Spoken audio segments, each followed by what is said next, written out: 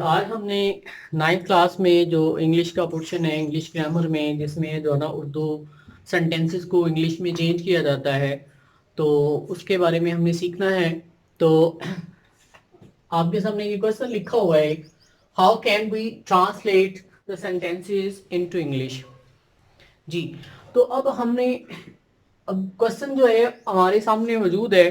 तो यहाँ हम स्टूडेंट्स, सबसे पहली चीज़ ये हमें सीखनी है कि हमारे सामने कोई भी सेंटेंस आता है तो उसको चेंज करने से पहले कौन सी ऐसी चीज़ें हैं जो हमें पहले मालूम होनी चाहिए, ठीक है, ताकि हम सही तरीके से उस सेंटेंस को इंग्लिश में ट्रांसलेट कर सकें और उसमें गलतियों के चांसेस कम हो। जी, तो हम अपने टॉपिक की तरफ आते हैं।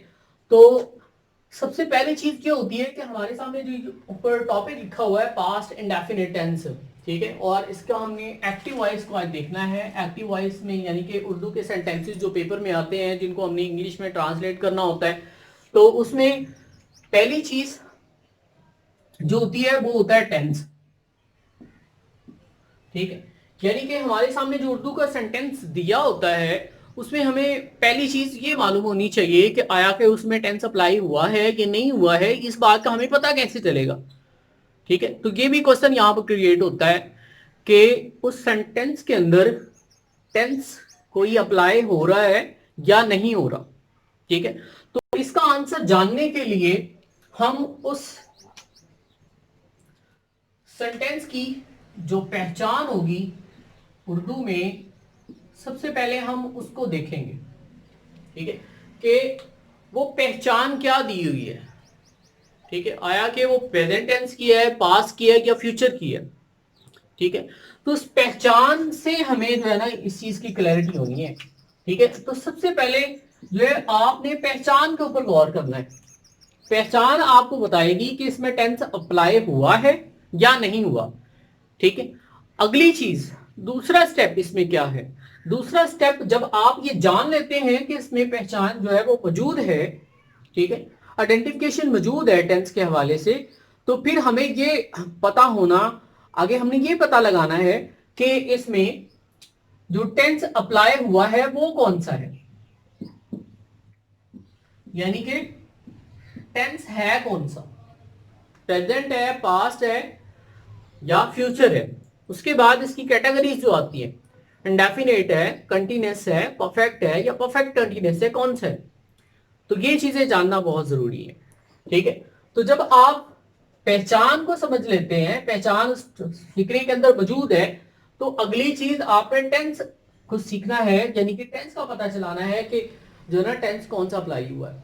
जी, तो ये हमें कैसे पता चलेगा, ये हम देखेंगे कि उस फिक्रे के आखिर में जो पहचान दी हुई है, ठीक है, वो कौन से टेंस को शो कर रही है, ठीक है।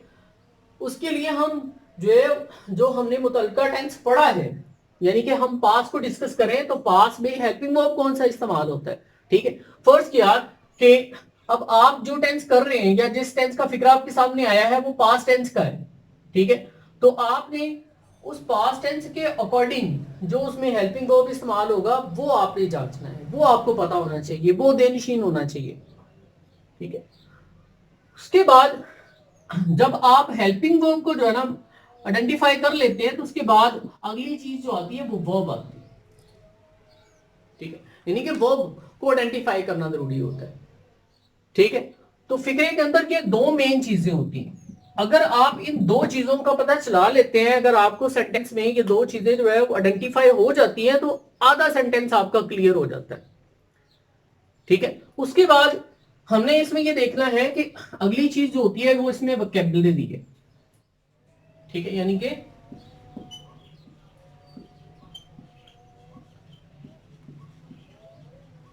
वोकैबुलरी देखेंगे इसमें, ठीक है। अब सेंटेंस एक आपके सामने लिखा हुआ है, ठीक है। तो आप सबसे पहली चीज उसमें हेल्पिंग वर्ब भी जज कर लेते हैं, आप उसमें वर्ब भी जज कर लेते हैं। उसके बाद आप उसमें चेक करें कि उस सेंटेंस के अंदर जो मुश्किल तरीन वर्ड जिसकी आपको इंग्लिश नहीं आती या जिसको आपको क्लैरिटी नहीं है वो कौन सा है, उसको अंडरलाइन करें, इसकी पहचान को यहाँ पहले नोट किया है कि हमने इस टेंस की पहचान को पहले समझा है कि हमें इस टेंस का आइडिया हो जाना चाहिए पहले तो, ठीक है, इसकी पहचान को जांच के। दूसरी चीज इसमें ये आती है कि आप इसमें ये देखें कि इसके अकॉर्डिंग जो है वो हेल्पिंग वर्ब हमने कौन सा इस्तेमाल करना है, ठीक है। तो इसके अकॉर्डिंग जो है हेल्पिंग वर्ब जब हम इस्तेमाल करेंगे, हेल्पिंग वर्ब जो है इसमें इस टेंस के अंदर अप्लाई नहीं होता, ठीक है। उसके बाद अगली चीज जो आती है इसमें वर्ब आता है। वर्ब को देखें कि वर्ब इसमें कौन सा अप्लाई होता है, वर्ब इसमें सेकंड फॉर्म अप्लाई होती है। उसके बाद हम टेंस की तरफ आते हैं, अपने सेंटेंस की तरफ आते हैं। तो सेंटेंस में हमने सबसे पहले ये देखना है कि इसमें सब्जेक्ट है, ठीक है। तो ये इसमें सब्जेक्ट मौजूद है, लोगों ने, ठीक है। इन द मीटिंग, सॉरी, बाग में, ये जो है यहां पर ऑब्जेक्ट हो जाएगा। और उसके बाद जलसा करना या जलसा किया, ये यहां पर हम इसको ऑब्जेक्ट कह देंगे, ठीक है। उसके बाद हमने जब इस सेंटेंस को जब ट्रांसलेट करना है तो उससे पहले हमें इसकी वोकैबुलरी का पता होना चाहिए। इसमें पहले देख लें कोई मुश्किल वर्ड तो नहीं है हमारे पास, ठीक है, जिसकी हमें इंग्लिश नहीं आती। तो आप देखें कि एक्सरसाइज के नीचे इसकी की बुक में जो है वो इसकी वर्ड्स मीनिंग लिखे होंगे या वोकैबुलरी दी होगी मुश्किल अल्फाज की, जो कि डिफरेंट सेंटेंसेस में यूज हुए होंगे, ठीक है। अगर आपको वहां दिए हुए हैं तो आप वहां से उनको नोट करें, 2-4 दफा उनको रीड आउट करें, ठीक है, तो वो आपको क्लियर हो जाएंगे। उसके बाद आप सेंटेंस को जब बनाएं तो पहले आप रफली इसकी जो है इंग्लिश अपने ज़हन में बना लें, ठीक है। तो ज़हन में कैसे बनाएंगे, मैं यहाँ पर मेंशन कर देता हूँ कि आपने क्या तरीका जो है वो वहां पर अप्लाई करना है, अपने माइंड में इसका जो है स्केच कैसे बनाना है, ठीक है। तो इन द मीटिंग, यहाँ पर ये वर्ब है जलसा किया, ठीक है, यानी कि जलसा किया, तो इसकी इंग्लिश ही होगी हेल्ड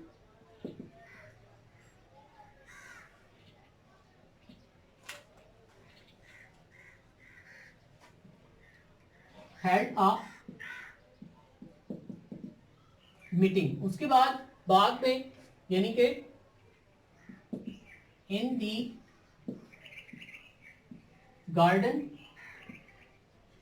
उसके बाद लोगों ने, तो इसकी इंग्लिश आप क्या करेंगे, यानी कि पीपल,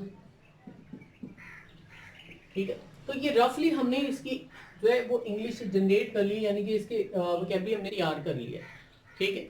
तो उसके बाद आप इसको जो है वो एक सेंटेंस की जो है ना, यानी कि स्ट्रक्चर की फॉर्म में ले आए, ठीक है।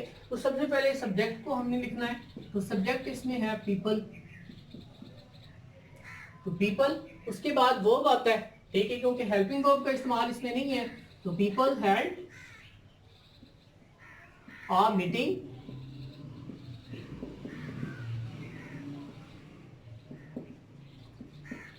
इन दी गार्डन, ठीक है। तो इसी तरह आपने हर सेंटेंस को जो है वो आपने उसकी इंग्लिश में ट्रांसलेट करना है, यानी कि आप, ये तो मैंने यहाँ पर रफली लिखा है समझाने के लिए, तो आप इसकी इंग्लिश जो है वो अपनी माइंड में क्रिएट करेंगे, यानी कि जहन में पहले इसकी इंग्लिश बनाएंगे लहदा, ठीक है, ठीक है। उसके बाद आप उसको जो है वो एक सेंटेंस की शक्ल दे देंगे, ठीक है। तो इस तरह आपने इस सेंटेंसेस को इंग्लिश में कन्वर्ट करना है। जी स्टूडेंट्स, तो हम अगले जुमले की तरफ आते हैं, जो कि मजदूरों ने जुलूस निकाला, ठीक है। तो यहाँ पर आप इसमें देखें कि इसमें सब्जेक्ट कौन सा है, इसमें मजदूरों, यानी कि ये सब्जेक्ट है। उसके बाद जुलूस जो है ये ऑब्जेक्ट है। उसके बाद निकाला, ये यहाँ पर वर्ब है, ठीक है। तो ये हमें पता चल गया, 3 चीजें इसमें मौजूद है। उसके बाद आप इसकी पहचान देखें कि इस सेंटेंस की पहचान क्या है, यानी कि लास्ट में क्या चीज आ रही है। लास्ट में अलिफ आ रहा है, तो अलिफ जो है वो किस चीज को शो कर रहा है, पास्ट इंडेफिनिट टेंस को, ठीक है। तो हमने इस टेंस के फॉर्मूले के अकॉर्डिंग जो है वो इसकी इंग्लिश बनानी है, यानी कि हमारे पास जो सेंटेंस है वो पास्ट इंडेफिनिट टेंस का है, ठीक। उसके बाद आप रफली या साइड पे आप इसका फॉर्मूला भी जनरेट कर सकते हैं, यानी कि सिंपल सा फॉर्मूला क्या होता है, सबसे पहले सब्जेक्ट आता है, सब्जेक्ट के बाद सेकंड फॉर्म लगाते हैं, सेकंड फॉर्म के बाद हमने ऑब्जेक्ट लगाना होता है और ऑब्जेक्ट के बाद फुल स्टॉप लगा देते हैं। अब ये देखो कि इसमें कितनी चीजें रिक्वायर्ड है आपको, 1 2 3, यहाँ पर भी कितनी चीजें हैं, 1 2 3, 3 चीजें मौजूद है। ठीक है, उसके बाद आप देख लें कि इसमें कोई आपको मुश्किल वोकैबुलरी जो इस सेंटेंस में इस्तेमाल हुई है वो है। सेंटेंस में अगर तो आपको लगता है कि मुश्किल वोकैबुलरी है तो आप उसकी इंग्लिश जो है वो जनरेट कर लें पहले से। ठीक है, तो इसमें मजदूरों, इसकी इंग्लिश क्या होगी, इसकी इंग्लिश लेबरर्स होगी। ठीक है, उसके बाद जुलूस जो है वो प्रोसेशन होता है। ठीक है, उसके बाद यहाँ पर जो वर्ब निकाला यानी कि निकालना, ये यहाँ पर यूज हुआ है, इसके लिए आप यूज करेंगे टुक आउट। ठीक है, तो अब सबसे पहले हम सब्जेक्ट की इंग्लिश को लिखेंगे। तो सब्जेक्ट की इंग्लिश जो है हमारे पास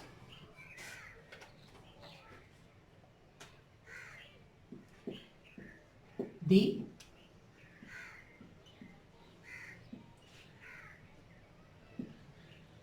लेबरर्स, उसके बाद वर्ब आ जाएगा यानी कि take, took second form took out.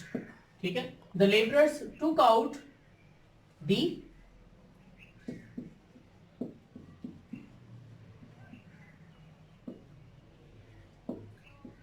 Procession. ठीक है, तो ये सेंटेंस जो है, ये सेंटेंस आपके सामने, तो यहां पर हमने एक दो तीन सेंटेंस की जो एग्जांपल्स यहाँ पर कोड की हैं उनको हमने समझा है, उसको हमने ट्रांसलेट किया है। तो उसके अंदर जो फॉर्मूला है वो कैसे हमने अप्लाई करना है, उसके बाद हेल्पिंग वर्ब को कैसे जज करना है। जी, तो हेल्पिंग वर्ब के बाद हमने वर्ब जो है वो टेंस के अकॉर्डिंग कैसे लगाना है, कैसे उसको जज करना है। ठीक है, उसके बाद पूरा सेंटेंस जो है वो कैसे कंप्लीट करना है, कैसे उसको ट्रांसलेट करना है। ठीक है, तो ये सारी चीजें आप इन 2 एग्जांपल्स में ही समझ चुके हैं। ठीक है, तो आपने इसकी एक्सरसाइज को कंप्लीटली जो है जो सॉल्व करना है और उसके बाद जो है वो आप जो है इस इस तरह जब आप प्रैक्टिस करते रहेंगे डे बाय डे, ठीक है, तो आपकी सेंटेंसेस को जो है इंग्लिश में ट्रांस करने की जो कैपेबिलिटी है वो मजीद इम्प्रूव होती जाएगी। Thank you so much. Allah Hafiz.